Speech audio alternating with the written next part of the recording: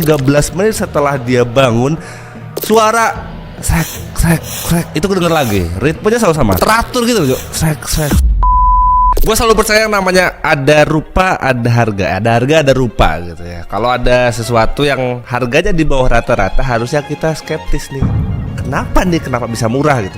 Itulah yang dialami sama Dimas Prasetyo. Dimas ini maba, mahasiswa baru yang ada di kota Bandung. Kayak yang gue bilang di awal tadi, dapatlah si Dimas ini kosan murah 400.000 per bulan, udah termasuk listrik dan juga air. Bener-bener harga yang gak masuk akal di tahun itu 2018. Dan bener aja dari hari pertama Dimas tinggal di kosan itu sampai akhirnya dicabut dari kosan itu, dia gak pernah yang namanya tidur nyenyak. Setiap malam selalu ada aja gangguannya. Dan dia yakin betul nih, satu gangguan suara aneh guys. Jadi tiap malam tuh kayak ada suara orang nyapu gitu loh. Dia yakin betul kalau suara itu selalu ada di samping tempat tidur dia. Kira-kira ada apa tempat tidur dia? Mang gue diomelin lagi sama dia orang nih.